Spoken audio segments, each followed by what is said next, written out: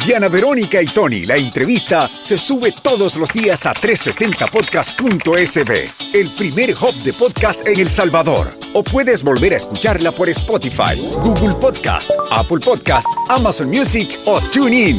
Dale clic a la campanita para que recibas la notificación. Este día, en el Corre de la Mañana, le damos la bienvenida a... Luis Alonso. Aquí está Luis Alonso.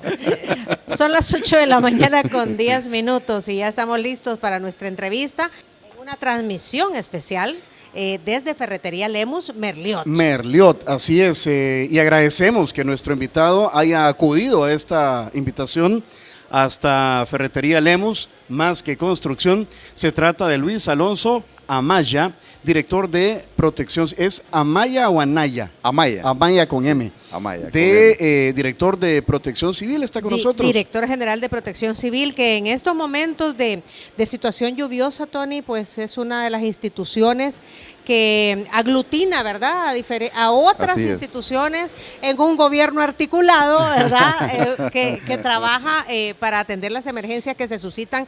Y más que emergencias, Tony, es prevenir, ¿verdad? Sí. Estar alerta, saber lo que está sucediendo para evitar, para prevenir desgracias. Y digamos que en términos de temporada lluviosa, esto apenas está empezando. Bienvenido, Luis Alonso. Gracias, muchas gracias por la oportunidad de estar aquí. Gracias también al anfitrión, ¿verdad?, que nos ha atendido tan linda. Ya dijo que es aquí, cliente, es que cliente. le gusta la Por supuesto, carpintería, que me gusta la compró. carpintería, vine a comprarme un taladro, ¿verdad? Así que somos clientes. Mire, ¿y qué es lo más que ha logrado en temas de carpintería? ¿Ya puede hacer sillas, mesas? Ya El puedo pantry, hacer el pantry. silla, he hecho mesas, he hecho algunas bases de cama, las bases de cama de mi casa yo las he hecho todas. ¿En serio? Para que no le hagan Así es. Exactamente. Para evitar quejas de los vecinos. Muy bien. Él lo dijo. No, pues Muy sí, es bien. que lleva refuerzo. Sí. Lleva cuña. Ya me sonrojaron. O sea que hizo las bases de la cama, ya o sea, ya una silla Silla, es como mesa. fácil. Sí, eso ya es de cajón, como dicen. Ajá. Ajá. Sí. ¿Y el pantry de la cocina? ¿Qué onda ahí? También, sí. Ahora estoy pensando en hacer, digamos, otras cositas que de repente son útiles en la casa, una mesa de noche. Mira, un portabotellas de vino, ¿verdad? Podría ser también. Bueno, mire, podría ser una buena opción. Bueno, Nunca lo he pensado. Ya va Diana Verónica por otro lado. Nunca lo he Muy bien, bueno. Y bueno, cliente de Ferretería Cliente Lemus. frecuente Por de Ferretería supuesto. Lemus Merliot, qué bueno, porque es de la zona, él vive también aquí en la zona. Sí, por supuesto. Luis Alonso, ¿cómo amanecemos? ¿Cómo amanecemos en medio de... Hoy estamos ya al día 13, o sea que tenemos casi un mes de estar en la época lluviosa. Definitivamente, sí. Desde el día 15, bueno, el plan, si ustedes recuerdan, lo lanzamos el día 29, el plan invernal. Hemos venido desarrollando algunas acciones que justamente en estos días que hemos tenido abundantes precipitaciones, nos han servido de mucho el hecho de haber descopado árboles, el hecho de haber limpiado quebradas. No hemos tenido inundaciones ni siquiera significativas en la zona metropolitana del Gran San Salvador, más Solo allá la de la 49, Avenida Norte. más ¿verdad? allá de lo medio que es, empieza a llover y ya van con la bomba chicadora. Ya es van, que ese sí. es parte del trabajo que estamos haciendo justamente. O sea, nuestro interés, y es la instrucción que hemos recibido, ¿no?, del presidente Bukele, anticiparnos a los hechos, disponer de todo el personal y el equipamiento para que eso no suceda, para no interferir la conectividad vial, para evitar... En otros años hemos visto vehículos ahí que hasta se han quedado, ¿verdad? Sí, sí. Por el mismo problema de la inundación. Bueno, Eso es no que el está agua pasando. ha llegado a sobrepasar los separadores. Exactamente, exactamente. Entonces ahora lo que hacemos es anticiparnos, llegamos de una forma bien rápida, ponemos nuestras bombas achicadoras, nuestro personal que está debidamente capacitado, entrenado, y así pues restablecemos a la brevedad posible la conectividad Y vial. eso no se puede arreglar, digo, sea, con el MOP. ¿Cómo no? Ajá. O hay ¿Cómo que no? levantar toda la 49 ahí. Bueno, desconozco cuál es realmente el proceso que al final se va a desarrollar o digamos la obra que al final se va a desarrollar, pero lo que sí les puedo decir es que ya se está trabajando en eso. Una de las acciones que se desarrollaron como parte del Sistema Nacional de Protección Civil, como bien lo dijo Diana al inicio, es un trabajo articulado, ¿no? Entonces, una de las acciones fue, inmediatamente terminó la época invernal 2021, hicimos una evaluación de aquellas zonas en las que por siempre hemos tenido problemas y que pues casi nunca se ha hecho nada, ¿verdad? O nunca se ha hecho nada. Ejemplo de eso son la 49 y otras zonas en las que ahora mismo el Ministerio de Obras Públicas ya está haciendo evaluaciones respectivas. Hay que considerar que desarrollar una obra de gran magnitud como la que ahí se necesita, hay que hacer todos los análisis respectivos, todos los estudios de factibilidad, y en eso justamente es que está el Ministerio de Obras Públicas. Vi que fue Protección Civil quienes pusieron unas cámaras ya también, sí, bueno, en la Málaga y en otras zonas. La semana pasada la semana pasada, centro de monitoreo, en la ¿no? Málaga y al inicio de la quebrada del Garrobo. Ajá. Quiero comentarles que ese es un proyecto que vamos a desarrollar. Ya hemos tenido muy buenos resultados. Seguramente que el año pasado veían ustedes que nomás teníamos la probable amenaza de que el río se desbordara nuevamente. Corríamos con personal, lo poníamos a disposición en la quebrada de la Málaga.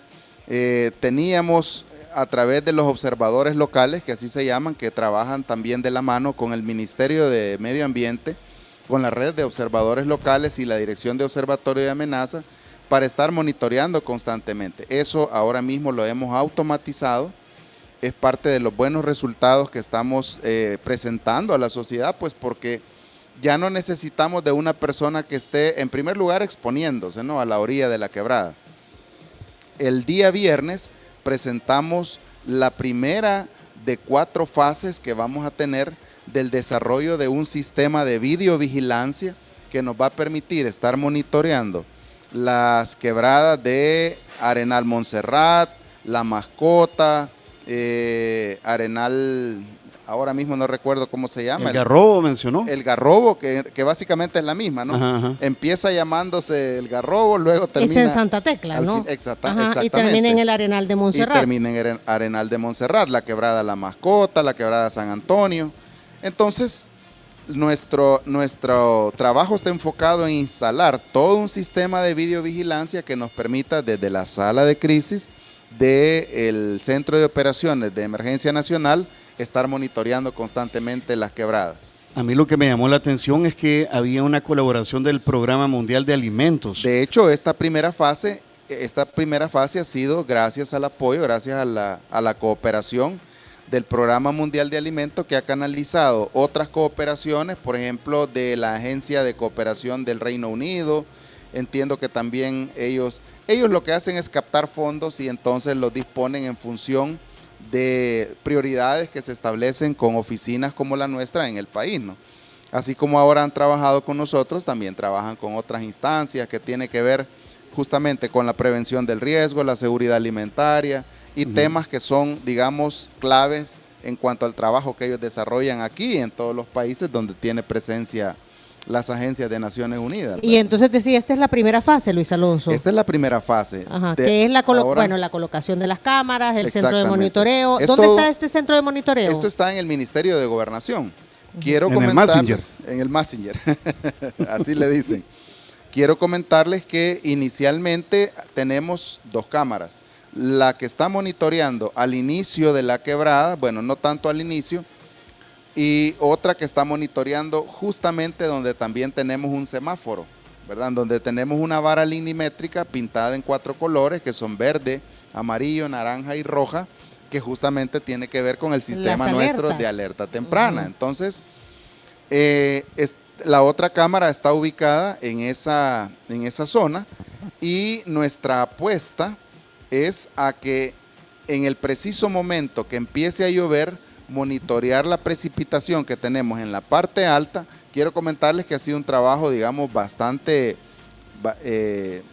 importante, porque no solamente es el hecho de llegar a instalar las cámaras, sino que hay que hacer evaluaciones, el hecho de determinar, por ejemplo, cuánto significan 50, 60, 120 milímetros en la parte alta, cuánto tiempo debemos esperar para que todo ese caudal llegue a la zona baja, ¿verdad? Entonces son mediciones que se han tenido que realizar y en función de eso es que la segunda cámara se colocó justamente en esa zona. Ese es el trabajo que vamos a replicar en todas las 5 quebradas que han tenido por siempre problemas en la zona metropolitana de San Salvador, y queremos extrapolar ese trabajo a otras quebradas en el interior del país a fin de que nuestro sistema de alerta temprana se vaya consolidando, ¿verdad? Esa fue una de las prioridades que como Dirección General de Protección Civil establecimos desde 2019 hasta la fecha. Todavía los suelos, digamos que en 15 días no están saturados.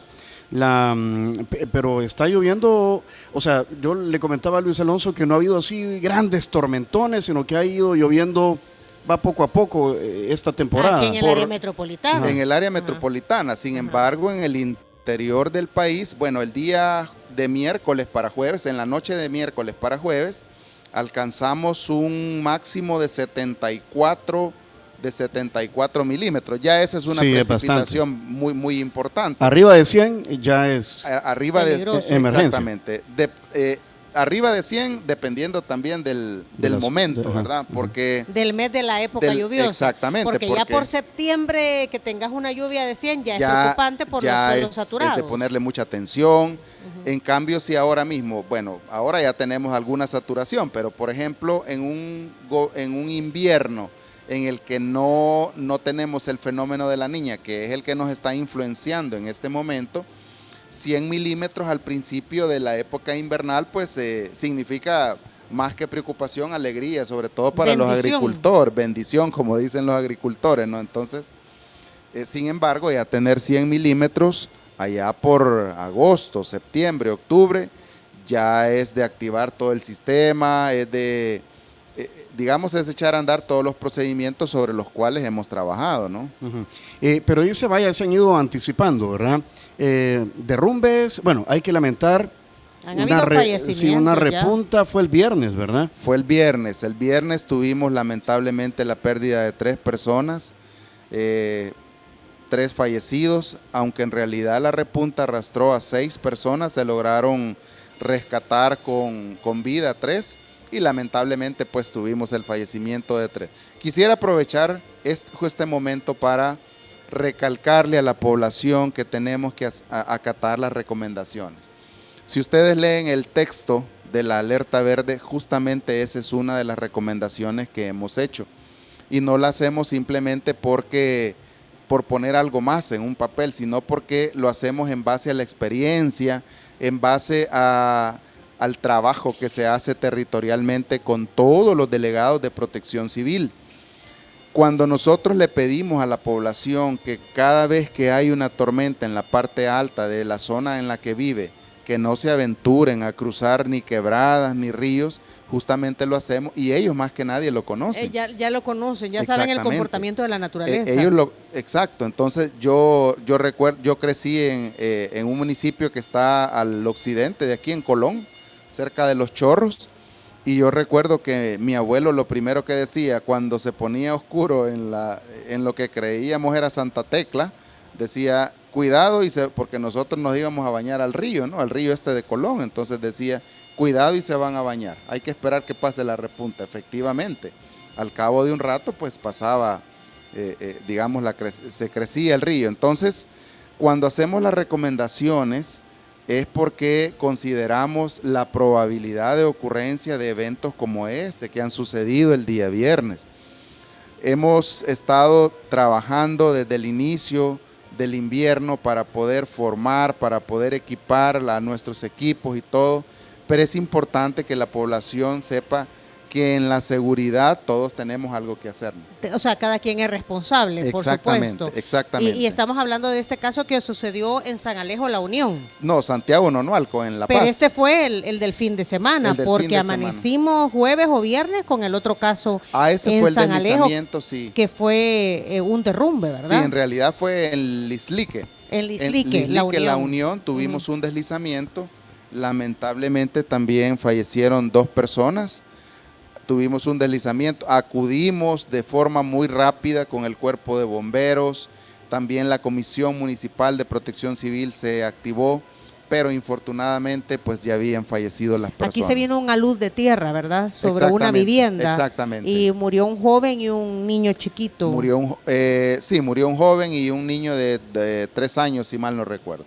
Entonces, es importante que la población no acate las recomendaciones. Cuando nosotros les decimos que hay que limpiar canaletas en los alrededores de su casa, evitar cuanto más no sea posible digamos que se acumule el agua, porque eso también lo que termina produciendo es que los taludes, los bordos, si así le quieren llamar, ¿verdad? Pierdan su capacidad portante y se venga todo esto. Si a eso le agregamos también el hecho de que tenemos zonas en las que ha habido una deforestación bastante considerable. Hay que considerar que la tierra en algún momento en los taludes logra contenerse por el parque arbóreo que tenemos, ¿verdad? Pero en aquellos donde ya no hay. Exactamente. Entonces es una mezcla de cosas. Sin embargo, como Sistema Nacional de Protección Civil seguimos trabajando a través de todo el personal desplegado en el territorio a fin de que sigamos insistiendo en esos, digamos, puntos vulnerables que ya tenemos justamente identificados. Director, yo he visto que también, no sé si es parte de las actividades que está haciendo el Sistema Nacional de Protección Civil o propiamente las comunidades que están poniendo lonas negras, sí, ¿verdad? Lonas negras grandes en aquellos lugares en donde, pues sí, hay peligro de un alud de tierra.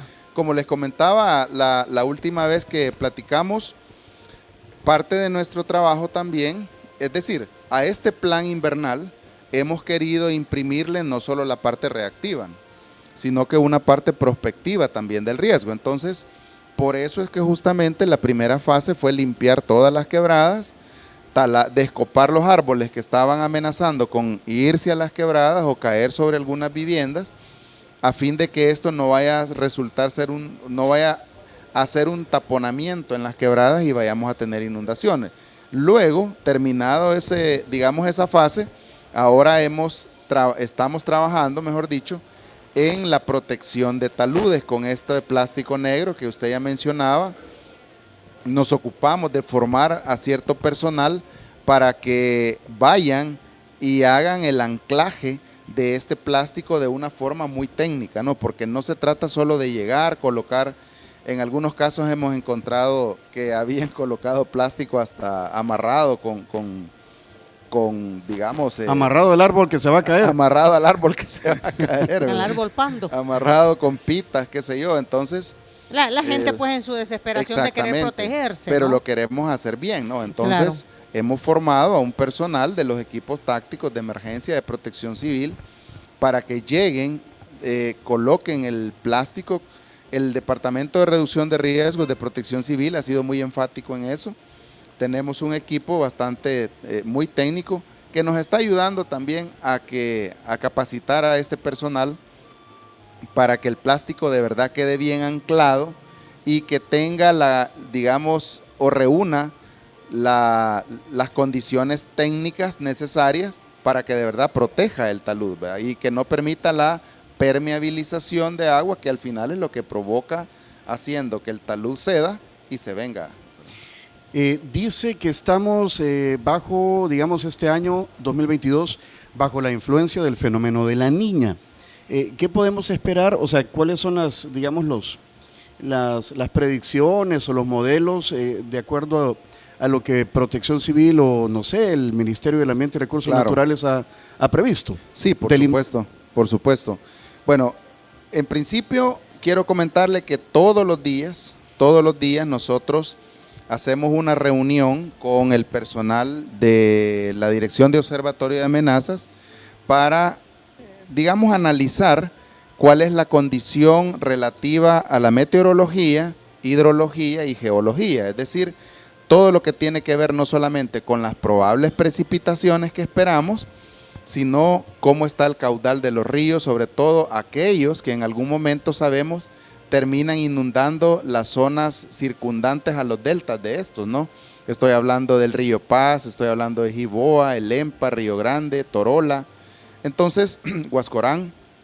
Entonces, de esa reunión nosotros determinamos cuáles son las acciones críticas que deberían irse desarrollando. Por ahora, o al menos es la predicción que ha establecido la Dirección de Observatorio de Amenazas, es que seguimos influenciados por el fenómeno de la Niña. Si ustedes han tenido la oportunidad de ver, por ejemplo, las imágenes que ellos producen, básicamente toda esta semana vamos a tener lluvias por momentos de consideración, por momentos tal vez no. Va a estar así como ahorita. Como ahorita. Lo que sí debe saber la población es que va a seguir lloviendo. Sí, va a seguir lloviendo. Es propio de la época lluviosa, ¿verdad? Es propio de la época. Tenemos cielos muy nublados, medianamente nublados, y de repente se vienen precipitaciones leves, moderadas, en algunos lugares fuertes. Le pregunté al señor Treminio de esta asociación Campo. Sí. Y él me dijo que los agricultores tienen prevista una canícula para la última semana de julio y la primera de agosto. Exactamente. Y justamente nosotros lo dijimos al inicio de la temporada invernal, porque ya cuando nosotros hicimos el plan o trabajamos el plan, y esa es una de las cosas que también ahora le hemos querido imprimir, o sea, de verdad tener un plan muy técnico, ¿no? Una de las primeras consultas que hicimos fue a la Dirección de Observatorio de Amenazas, que esperamos, en función de qué deberíamos planificar. Y justamente la canícula se prevé incluso un poco antes, incluso podríamos esperar que en la segunda semana de julio ya tengamos alguna ausencia de precipitaciones. Esto podría irse hasta, es una avispita. Dulce usted, ¿verdad? Porque sí, es un chumelo. Sí. Ya podríamos esperar alguna ausencia de precipitaciones que podría ir hasta finales de julio, incluso la primera semana de agosto. O sea, sería una canícula entre 2 y 3 semanas. Exactamente. Canícula es que no llueve. Que no llueve. Definitivamente. ¿Se le llama canícula cuando pasan cuántos días de no lluvia? Regularmente de 10 días en adelante. Ahora mismo no recuerdo el día okay. Y estamos hablando que puedan ser 15. Podrían ser 15 días, ¿no? Entonces, claro, también es importante que la población sepa que todo lo que tiene que ver con meteorología es totalmente errático, ¿no?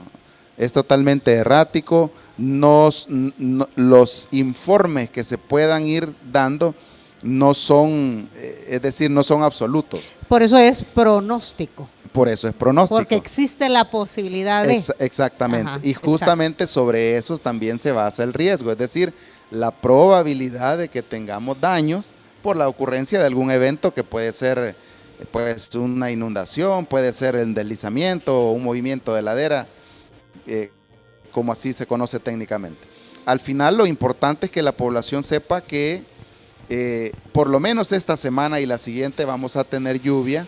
Veíamos el día de ayer, porque les cuento que la reunión la hacemos desde el inicio de la temporada invernal, o sea, desde el 15 de mayo.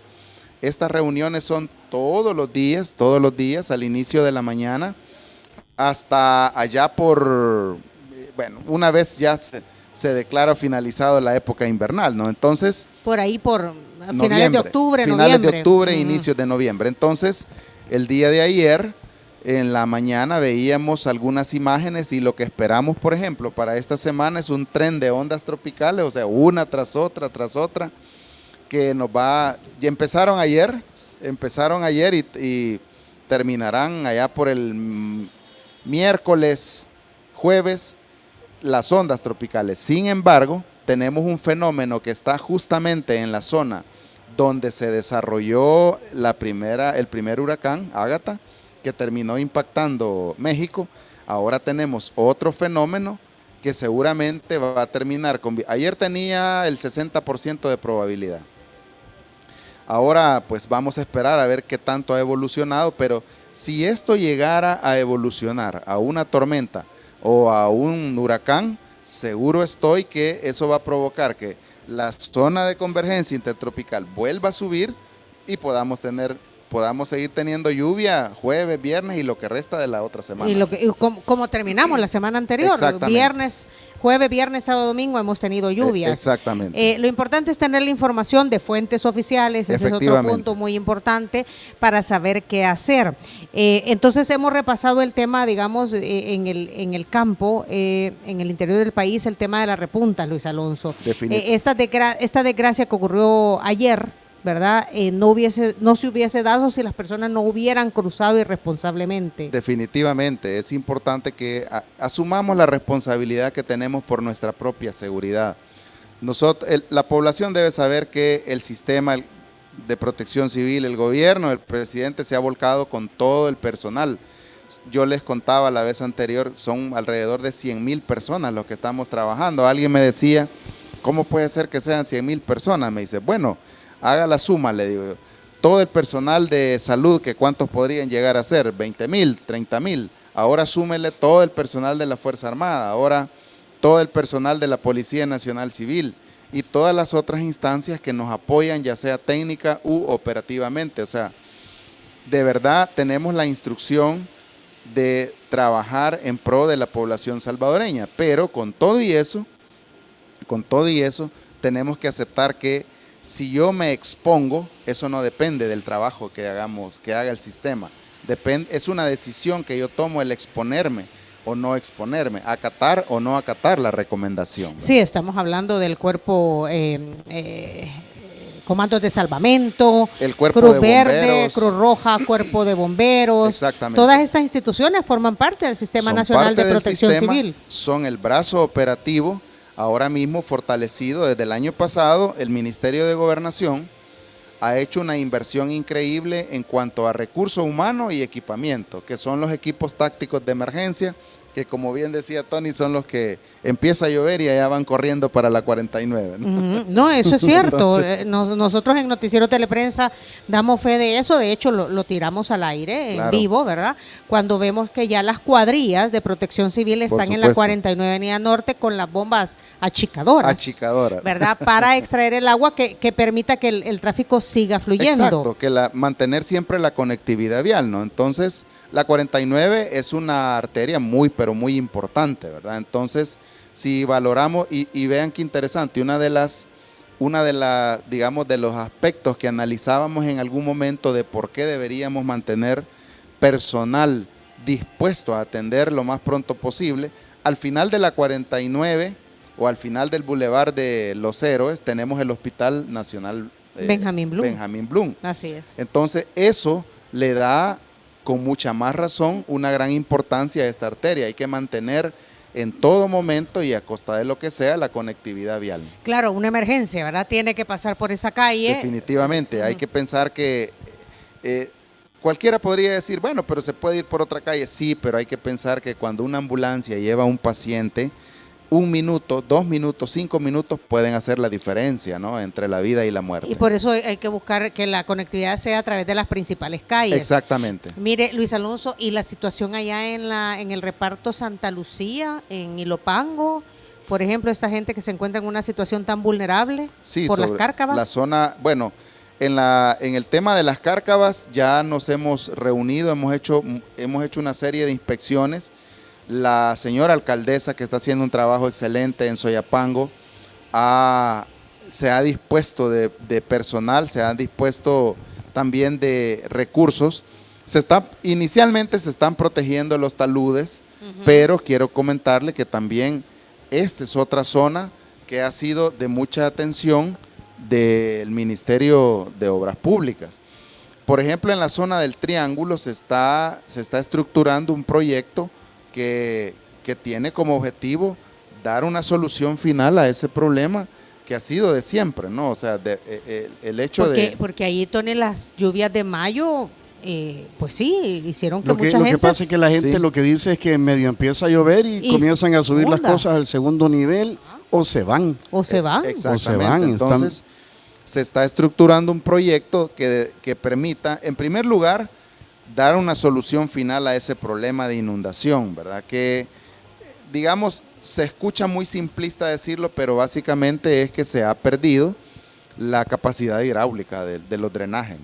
Realmente creo que ese es un problema de origen de las constructoras que hicieron esas colonias, no hacer los análisis adecuados que permitieran determinar la cantidad de agua que de verdad iban a terminar drenando ya una vez desarrollada toda esa zona, proyecto, ¿no? exacto. Desarrollado todo ese proyecto. Entonces, pero pues sí, tampoco es que deberíamos nosotros decir no es culpa nuestra, no, de ninguna manera. Como Sistema Nacional de Protección Civil, como gobierno del presidente Bukele, tenemos un compromiso y es poner siempre en el centro de nuestro trabajo a la población, y seguro estoy que a la brevedad posible el Ministerio de Obras Públicas dirá ante los medios cuál es la ruta que se va a seguir para resolver de una vez por todas esa situación. Se mantiene entonces la alerta verde, ¿verdad? Se mantiene la alerta verde. El día viernes hicimos recalcamos sobre la alerta verde en función ya no, si ustedes recuerdan, inicialmente la alerta verde se estableció por la tormenta tropical Ágata, ¿verdad? Que luego terminó convirtiéndose en huracán. Pero como ese fenómeno ya ha terminado y también hay que pensar en todos los elementos técnicos y legales que decretar una alerta tiene, entonces ahora se ha hecho énfasis, se ha enfatizado nuevamente en que seguimos en alerta verde, pero por las condiciones predominantes. Insisto, invito a la población a que acate las recomendaciones y les pedimos que no crucen ríos, que no crucen quebradas. Cada vez que haya una tormenta hay que recordar que inmediatamente empieza a llover, el caudal de los ríos empieza a crecer. Entonces, y ellos lo saben, pues viven en la zona, ahora, conocen el para lugar. Protección Civil ha de ser difícil, Luis Alonso, porque aquí tenemos cantidad de personas que viven en las quebradas de los ríos. Exacto. La comunidad, por ejemplo, que está a la entrada de la colonia San Francisco, que Sí. hace 2 años fue el escenario de una gran tragedia. Sí. Incluso hubo gente que fue reubicada, ¿verdad? Pero lo que pasa es que esas comunidades, quieras o no, siempre representan un peligro. Para las personas, seguir viviendo ahí siempre representa un peligro desde el punto de vista que el caudal de esos ríos siempre crece. Claro. En cuanto a esa situación, bueno, número uno, quiero comentarles que nuestro trabajo se basa también en la pronta reacción. Por eso el hecho de tener un estado de alerta, ¿no? Entonces, ¿qué pasa con esas comunidades? Bueno, en primer lugar, alertarlos, trabajar en el territorio. Se han dispuesto también los albergues temporales que los tenemos habilitados para que estas personas puedan evacuarse en el preciso momento, y no es que en el preciso momento que nosotros hacemos la alerta, ¿no? Que les pedimos que evacúen. Para eso las cámaras de videovigilancia que se han puesto. Exactamente, entonces, para establecer la alerta. Exactamente, es un trabajo, digamos, es un trabajo combinado, ¿no? Desde el Centro de Monitoreo Nacional, desde la Sala de Crisis del Centro de Operaciones, tenemos un sistema de radiocomunicación que nos permite también estar alertando a líderes comunales que se han sumado al trabajo del Sistema Nacional de Protección Civil a partir de la organización. O sea, que tienen como un sistema de alerta temprana. Exactamente. En esas comunidades. En esa y en todas aquellas que representan riesgo, ¿no? A través del trabajo que se hacen con las comisiones comunales de protección civil. Muy bien. Entonces, ¿cuál es la invitación que hago a la población o la recomendación que se debería hacer a la población? Número uno, no esperemos que nos vayan a sacar, ¿verdad? O sea, yo creo que, insisto, como sistema de protección civil estamos con toda la disposición de trabajar, trabajamos 24/7 para nosotros. Una vez empieza a llover, no hay domingo, no hay sábado, no hay días festivos,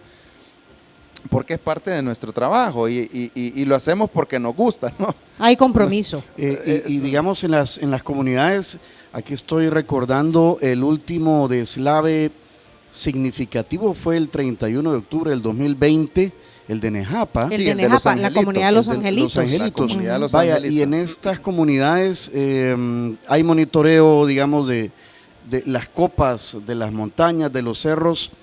Se están viendo qué tan, para que no vuelva a ocurrir esto, se están monitoreando. Sí, por supuesto, y no solamente esa.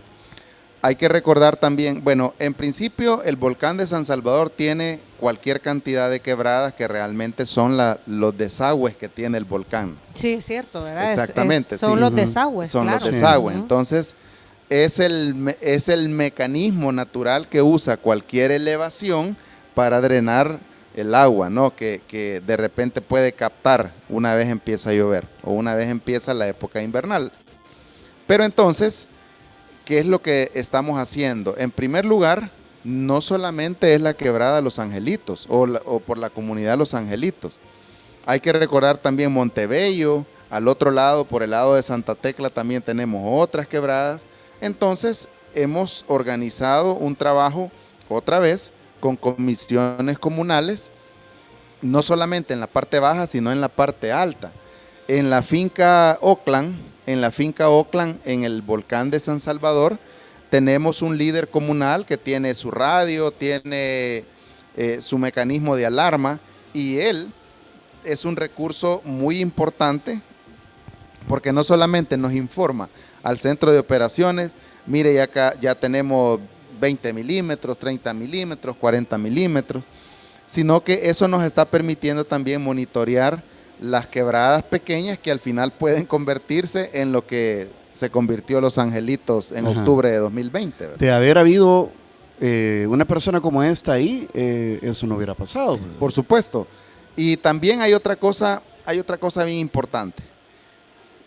Si es importante tener a alguien en la zona, un observador local, como así le llama técnicamente la Dirección de Observatorio de Amenaza, es decir, esa persona que nos está diciendo, mire, está lloviendo, empezó a llover, paró la lluvia, han caído tantos milímetros. Si eso es muy importante, más importante también es el hecho de haber hecho las mediciones respectivas. Por ejemplo, ¿cuánto significan 30, 40, 50, 100 milímetros en la parte alta? Si se han hecho también obras de mitigación, ¿qué tan efectivo puede ser el monitoreo para que en algún momento nos dé tiempo de ordenar la evacuación? Ese es parte del trabajo articulado que se están haciendo con las comisiones departamentales de protección civil, municipales y por supuesto comunales, que al final son las que están en el lugar, las que monitorean, las que conocen el comportamiento que ha tenido una quebrada, un talud, y en función de eso pues es que son al final los que alertan, Luis Alonso. Exactamente. Los que llevan los que llevan la voz de alerta, pero como son de la comunidad, son creíbles a la comunidad. Ahora, ¿cuál es nuestro trabajo? O sea, ¿cómo enfatizamos nosotros en que eso debe suceder así? A partir de la coordinación que tenemos también con el Ministerio de Medio Ambiente, específicamente de la Dirección de Observatorio de Amenaza. ¿Cómo funciona esto? En el preciso, ahora por ejemplo tenemos la reunión clínica entre las 9 y las 10 de la mañana. Si a partir de esa reunión, una de las cosas que se determinan, uno de los aspectos que se definen, o de las conclusiones mejor dicho, es que vamos a tener en la zona del volcán de San Salvador un aproximado entre 80 y 100 milímetros de lluvia, la primera llamada sale de nosotros hacia los observadores locales. Don fulano, don sutano, a veces hasta por el radio nos hacemos llamar por los puntos donde ellos están monitoreando, ¿no? Los Angelitos, Oakland, y no recuerdo cuál es el otro punto. Entonces, alertamos, le decimos, mire, según el informe meteorológico de este día, podríamos llegar a tener tantos milímetros, tanta lluvia. Eso le permite a él inmediatamente activar la comisión comunal, activamos la municipal y por supuesto la departamental. Hay que reconocer que los gobernadores y gobernadoras en su calidad de presidentes y presidentas de las comisiones departamentales están haciendo un trabajo muy pero muy importante. Hoy sí valen los gobernadores. Hoy sí. Hoy sí. Sí, yo creo que... Qué maceta les dije. Ajá, cabal. Yo creo que esa es una de las cosas muy buenas y es importante decirlo, ¿no? Es importante decirlo. Bueno, los albergues que ahora mismo se tienen dispuestos ha sido un trabajo también combinado, ¿no? Entre las comisiones departamentales de protección civil, el equipo de trabajo de los que se han hecho cada uno de los gobernadores y gobernadoras, que ha sido muy efectivo y ha permitido identificar cuáles son los puntos más críticos, cuáles son los lugares donde deberíamos tener algún albergue, a fin de que si hay necesidad de evacuar, pues sea un lugar digno, ¿verdad? Y en un tiempo prudente, pues, ¿verdad? Por supuesto. En un tiempo prudente, porque de lo que se trata es salvar vidas. Exactamente. Yo el día jueves, en una plática que sosteníamos con otro personal de diferentes instituciones, les decía, nuestro objetivo de verdad debe ser al 100% evacuar y no rescatar. Y la diferencia entre un término y otro es abismal, ¿verdad? Evacuar temprano, y no rescatar. Y no rescatar. Claro. Evacuamos cuando todavía las personas pueden salir por sus propios medios. Claro, es algo muy preventivo. Exactamente, caminando de su lugar llevando de lo habitación, necesario. llevando lo necesario a un albergue donde ya va a tener su cama, va a tener su abrigo, va a tener su alimentación, todo lo necesario para subsistir mientras el riesgo pasa o baja. ¿Cuándo rescatamos? Bueno, cuando tenemos personas que tienen el agua hasta el cuello, hay que utilizar otros medios, incluso en algunos casos hasta medios aéreos. Entonces, yo decía el jueves en una reunión que sosteníamos, nuestro objetivo debe ser evacuar y no rescatar. La evacuación es incluso hasta mucho más barata. ¿Por qué? Porque las personas salen por sus propios medios. ¿Cuánto cuesta una hora de vuelo en un helicóptero, verdad? Pero más allá del costo, el riesgo que corren las personas en esperar hasta el último momento para salirse de un lugar en el que ellos mismos saben es una zona de riesgo. Que se va a inundar, exacto, que va a haber riesgo.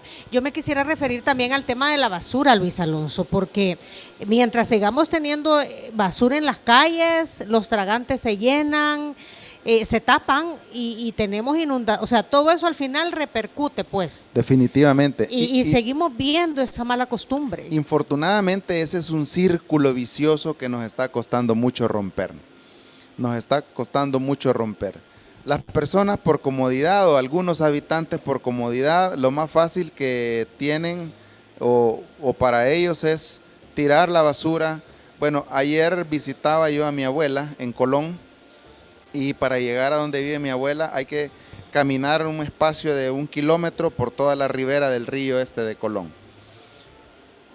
En el trayecto creo que he podido contar aproximadamente unas 10 o 15 bolsas de basura de diferentes tamaños, desde la más pequeña hasta la más grande. Entonces, o sea, que las fueron a aventar ahí. Las fueron a aventar. O sea, llegaron y como dicen los abogados, ¿verdad? Con dolo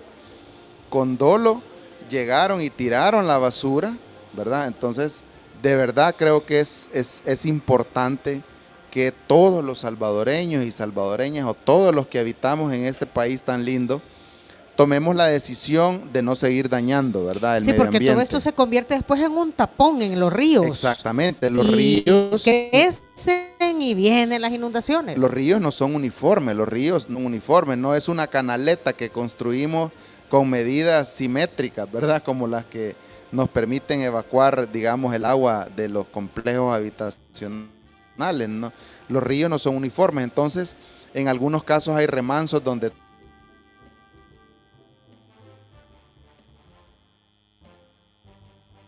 producción de lo que ahora también estamos trabajando como sistema, que es el control del zancudo transmisor del dengue, que esa es otra de las acciones que estamos desarrollando como sistema. Sino, no solamente termina convirtiéndose en un foco de sino que termina también generando taponamientos que al final terminan inundando sus propias comunidades. Entonces pareciera que somos nosotros mismos los que provocamos condiciones de riesgo, y por eso es una característica del riesgo, ¿no? Que el riesgo es social. ¿Por qué?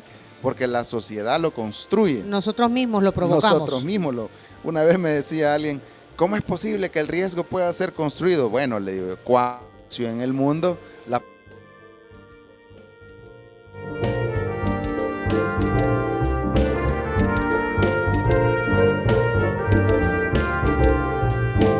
de nosotros, ¿verdad? Como seres humanos, que el riesgo o aumente o se reduzca, ¿verdad? Y acá hemos avanzado en la desconstrucción, si es que existe la palabra, del riesgo, o digamos que el crecimiento desordenado de las ciudades está complicando más. Eso en primer lugar, Tony. Mire, porque sí seguimos creciendo. Digamos que hasta hace algunos años realmente se le ha dado la importancia al desarrollo territorial, ¿verdad? Al desarrollo ordenado del territorio. De verdad es que se construía donde a cada quien se le ocurría, ¿no? Entonces eso ha provocado que no solamente tengamos altas condiciones de vulnerabilidad, sino que el riesgo también se incremente. El riesgo básicamente es una condición que depende de dos factores. Por un lado, la probabilidad que se produzca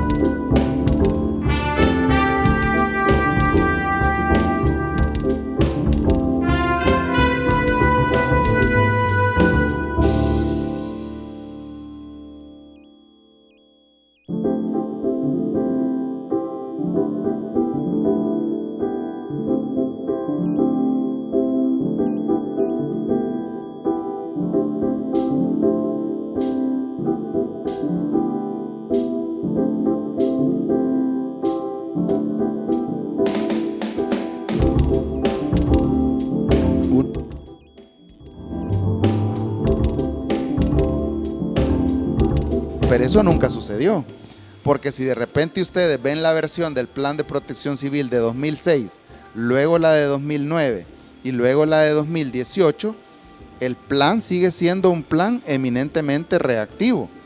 ¿A dónde queda entonces la parte prospectiva? ¿Cómo la trabajamos? Eso es lo que ahora justamente estamos trabajando, estamos haciendo consultas con las agencias de cooperación, nos estamos apegando a un acuerdo macro del cual El Salvador es suscriptor, el marco de Sendai 2015-2030 para la reducción de riesgo de desastre, que básicamente nos dice que todo el mundo debería trabajar en función de 5 metas puntuales. Número 1, conocer el riesgo. Conocer el riesgo significa que no ser tan simplista como decir aquí tiembla, aquí llueve, pues sí, aquí se inunda. Aquí se inunda. O sea, esa de verdad que es una forma extremadamente simplista de considerar el riesgo. Conocer el riesgo significa a dónde se inunda, cuánto se inunda, en qué cuantía afecta a las personas, cuáles son las condiciones que provocan la inundación, qué pasa con la cuenca de este río que está inundando, tanto la cuenca baja como la cuenca alta, es decir, hacer todo un estudio técnico que de verdad permita tomar decisiones concretas y no solamente decir, bueno, pues a usted se le dañó su casa porque usted construyó en una zona inundable. Esa es una forma, digamos, hasta cruel, creería yo. Y esa es una de las primeras metas. La siguiente meta es elaborar o construir con una visión prospectiva del riesgo, generar proyectos de inversión con una gestión prospectiva del riesgo. Ahora, por ejemplo, tenemos este proyecto que ha sido tan bueno y ahora mismo también tenemos un concurso aquí, el de Surf City. Vean ustedes cómo en el preciso momento que se construyó esta carretera se han considerado aspectos de prevención también, de gestión de riesgos también. el drenaje ordenado del agua, la protección de los taludes, el aseguramiento del puente de tal forma que si tenemos... El Salvador siempre ha sido una zona de importancia sísmica, como así lo decía un profesor japonés. Entonces, hay que pensar en que cada obra que se hace se debe hacer con una gestión prospectiva, adelantarnos a los hechos. Ya sabemos que va a temblar. Exactamente. Y la otra de las metas es reducir el riesgo, que esa es la gestión correctiva. En algún momento aquí se confundieron, no sé en qué momento se confundieron, que gestionar el riesgo significa únicamente pues poner banderas o poner semáforos. No, gestionar el riesgo incluye todo eso que estoy diciendo. Ahora, también yo creo que en los últimos años, por primera vez en la historia, el Ministerio de Gobernación, al cual nosotros pertenecemos como Dirección General de Protección Civil, por primera vez en la historia estamos tomando, como dicen, el toro por los cuernos y estamos ejerciendo la rectoría que siempre debe haber ejercido la Dirección General de Protección Civil, es decir, promover las condiciones para que todas las instituciones del sistema, desde su competencia institucional, hagan algo por reducir el riesgo en el país. Ahora mismo cualquiera podría decir, por toda la cantidad de recursos humanos, el equipamiento que se ha adquirido, podrían decir, seguimos siendo reactivos, pero esta es la primera fase de nuestro trabajo. Paralelamente estamos desarrollando la segunda fase, que es la planificación ordenada del país en cuanto a la gestión del riesgo se refiere. Pretendemos que a la brevedad posible tengamos el Plan Nacional de Reducción de Riesgo, una estrategia de recuperación que le permita al país, si volvemos a tener un terremoto, un Stan, un Mitch, poder recuperarnos a la brevedad posible. Y en esa ruta vamos. ¿Cómo se llama este proyecto? El plan, elaboración, diseño y construcción del Plan Nacional de Reducción de Riesgos. De riesgo. ¿Cuándo estará listo, Luis Alonso? Bueno, esperamos presentarlos a finales de agosto a la sociedad salvadoreña. Muy bien. Muy bien, Luis Alonso, llegamos a las 9 de la mañana, estoy viendo que se están acercando aquí equipos de varios noticieros que me imagino vienen a hacerle más preguntas, así que... Gustosamente los vamos a atender. Sí, gracias. Hola, ¿qué tal? ¿Cómo está? Ahí, sí, TCS, ¿verdad? Sí, ahí lo están esperando, muy bien. Bueno. Gracias.